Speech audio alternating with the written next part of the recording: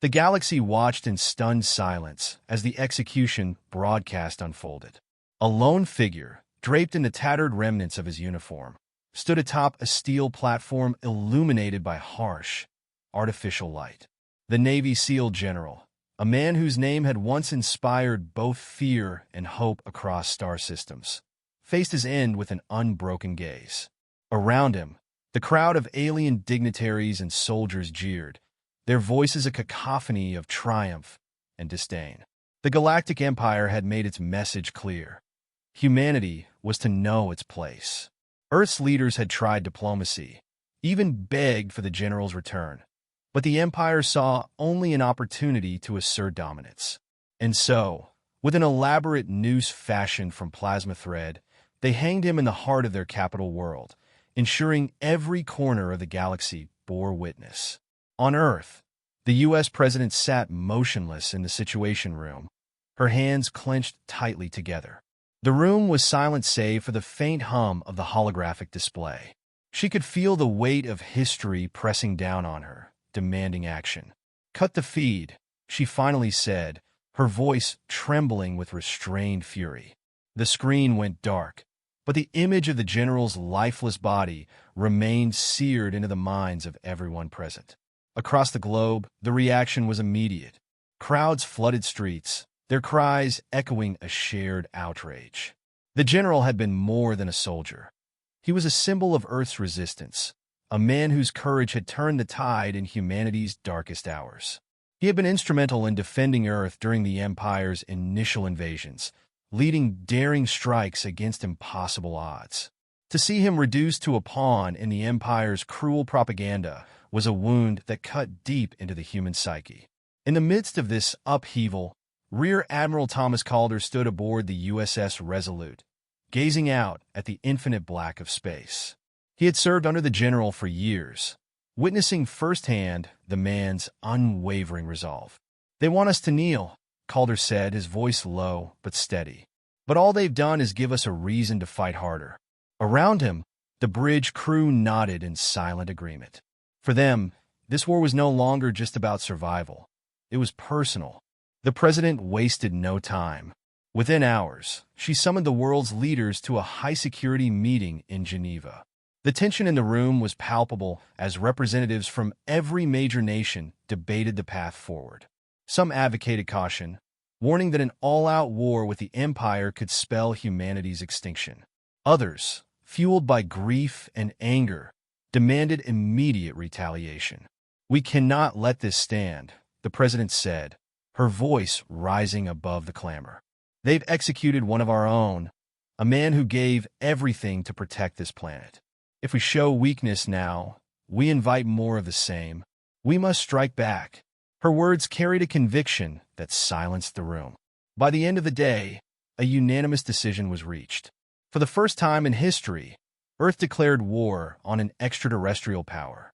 The announcement was broadcast globally, with the president delivering a fiery speech that rallied humanity to the cause. "Today we say enough. We will not be subjugated. We will not be silenced. And we will not forget." The streets of Earth erupted in a mixture of fear and resolve. Volunteers lined up at recruitment centers, eager to join the fight. Factories retooled to produce warships and weapons. The world's greatest minds worked around the clock to refine humanity's military technology, knowing full well that their ingenuity was their greatest asset against a vastly superior foe. Amid the preparations, whispers of hope began to circulate. The general's death, though tragic, had united humanity in a way that nothing else could have. His legacy became a rallying cry, a reminder of what was at stake. In classrooms, children learned his story. In military academies, cadets vowed to honor his sacrifice. And in the darkest corners of space, humanity's forces began to mobilize, ready to prove that they would not be so easily broken. As the USS Resolute prepared for deployment, Calder received a transmission from the president herself. "Admiral," she said, her expression grave, "you'll be leading the first strike. The world is watching. Make it count." Calder nodded, the weight of the mission settling on his shoulders. "We won't let you down, ma'am." Later that night, As Calder stood alone in his quarters, he allowed himself a moment of quiet reflection. He thought of the general, of the man who had taught him what it meant to lead. "This one's for you," he murmured, his voice barely audible. Outside, the stars shimmered like distant memories, each one a reminder of how vast the galaxy was, and how small humanity's place within it seemed. But humanity was done being small. The execution of the Navy SEAL general had been meant to crush their spirit, to remind them of their insignificance. Instead, it had lit a fire that would burn brighter than any star. The Galactic Empire had underestimated the resolve of Earth, and they were about to learn the cost of their arrogance.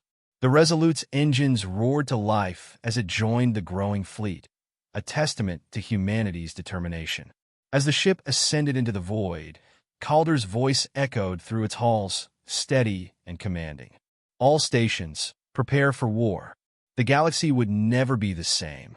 The USS Resolute cut through the void of space, its sleek form bristling with weaponry and determination. Admiral Thomas Calder stood on the bridge, surrounded by the hum of activity as his crew prepared for their mission. The first strike against the Galactic Empire was not merely a strategic necessity. It was a statement, a declaration that humanity would not bow to tyranny. Calder's voice was calm, but firm as he issued orders, his presence a steady anchor amidst the storm of anticipation. Across the ship, tension rippled like an electric current.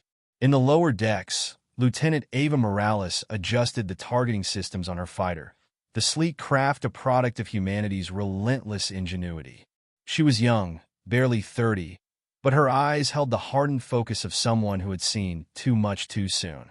Morales had grown up on one of Earth's outer colonies, where the Empire's shadow loomed large.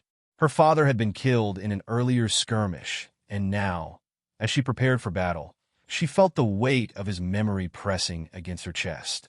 Nearby, Chief Engineer Silas Groves inspected the ship's systems with methodical precision. A grizzled veteran with a knack for improvisation, Groves had spent decades ensuring humanity's aging fleet could keep up with the Empire's superior technology. He muttered to himself as he worked, his mind running through endless contingencies. If something broke mid-battle, and something always did, it would be his job to fix it before it killed them all. The mission was simple in theory, but daunting in execution. Strike a critical Empire outpost on the fringes of their territory, a hub that served as both supply depot and surveillance station. Destroying it would cripple the Empire's operations in the sector and send a clear message that humanity was no longer on the defensive. Yet everyone aboard the Resolute knew the risks. The Empire's fleet was larger, faster, and more advanced. Victory would depend on strategy, creativity, and a willingness to gamble with their lives. In the war room, Calder and his tactical officer, Commander Elena Vasquez, pored over the latest intelligence. Vasquez was sharp and relentless, her analytical mind constantly searching for vulnerabilities in the enemy's defenses. "The station is shielded by 3 overlapping defense grids," she said, pointing to a glowing projection of the target. "We'll need to disable at least 2 to have a shot at the core." Calder studied the data in silence, his mind already piecing together a plan. "What about infiltration?" he asked, glancing at Vasquez. She nodded. "We got a team prepped for insertion. If they can breach the station and disable the central relay, we'll have a window to strike." "Good," Calder replied. "Send the green light to the SEAL team. We move in 30. In the hangar, Captain Darius Flynn tightened the straps on his armor, his squad of SEAL operatives assembling around him. Flynn was a living legend, a man whose name was whispered with equal parts awe and respect. He had served alongside the general, had fought and bled under his command. Now, as he prepared for the mission, he felt the familiar fire of purpose burning within him. "This is it, people," Flynn said, his voice steady despite the stakes. "We get in, we hit them hard, and we make it back. No room for mistakes. The general didn't die for us to screw this up." His team nodded, their faces a mix of resolve and determination. The Resolute arrived at the edge of the target system, its sleek profile masked by a cloud of electromagnetic interference. From the bridge, Calder watched the distant glimmer of the Empire's outpost, a steel behemoth suspended in the void. "Launch the team," he ordered, his voice echoing through the ship. In the hangar, Flynn and his squad boarded their dropship, the craft's engines roaring to life. Within moments, they were hurtling toward the station, the cold expanse of space stretching endlessly before them. The infiltration was surgical, a testament to the SEALs' training and precision. They breached the station's outer hull with controlled explosives, their movements swift and silent as they navigated the labyrinthine corridors. Empire soldiers fell one by one, their advanced armor no match for the SEALs' expertise. Back on the Resolute, Morales waited in her fighter, her hands gripping the controls with white-knuckled intensity. The moment the defense grid went down, she and the other pilots would launch an all-out assault. She glanced at Groves, who was monitoring the fighter systems from a nearby console. "Think they'll pull it off?" she asked, her voice betraying a hint of nervous energy. Groves didn't look up. "If anyone can, it's Flynn. Just be ready to move when the time comes." Inside the station, Flynn's team reached the central relay. As they worked to disable the defense grid, alarms blared throughout the facility. Reinforcements were closing in, the Empire's soldiers moving with ruthless efficiency. Flynn barked orders, his rifle cutting down enemies as the team completed their objective. "Grid's down," one of the operatives shouted. "Fall back," Flynn replied, covering their retreat as explosions rocked the station. The moment the grid collapsed, Calder gave the order. "Launch the assault." The Resolute's hangar came alive as fighters roared into the void, their engines blazing trails of fire. Morales led the charge, her fighter weaving through enemy fire with practiced ease. The battle was chaos, a symphony of destruction as humanity's forces clashed with the Empire's. Despite the odds, the strike was devastating.